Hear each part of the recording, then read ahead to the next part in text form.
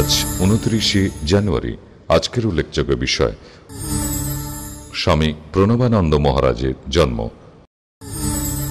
কবি অচিন্ত্য সেনগুপ্তর মৃত্যু, রবীন্দ্রনাথের নোবেল প্রাপ্তি।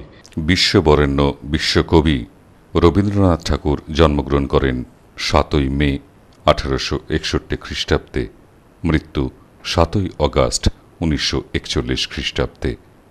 পিতা মহর্ষি দেবেন্দ্রনাথ, বিংশ শতাব্দীর শ্রেষ্ঠ ভারতীয় মনীষী এবং বিশ্ববিখ্যাত কবি হিসেবে রবীন্দ্রনাথ ঠাকুরের নাম উজ্জ্বল হয়ে রয়েছে।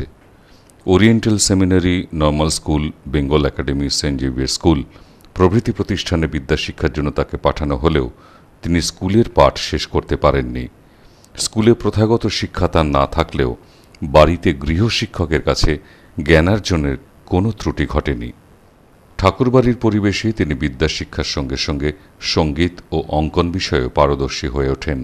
কাব্য সাধনার ক্ষেত্রে প্রথম জীবনে তার দাদা জ্যোতিরিন্দ্রনাথ এবং তাঁর পত্নী কাদম্বরী দেবী বিশেষভাবে প্রভাব বিস্তার করেছিলেন।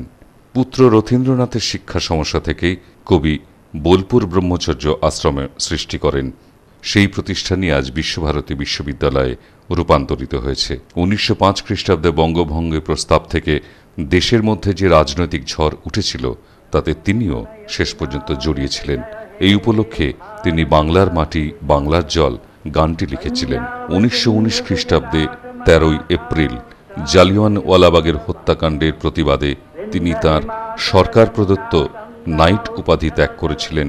1913 খ্রিস্টাব্দের অক্টোবর মাসে প্রথম ভারতবাসী হিসেবে রবীন্দ্রনাথের নাম উজ্জ্বল হয়ে থাকল। সাহিত্যে নোবেল পুরস্কার লাভ করলেন।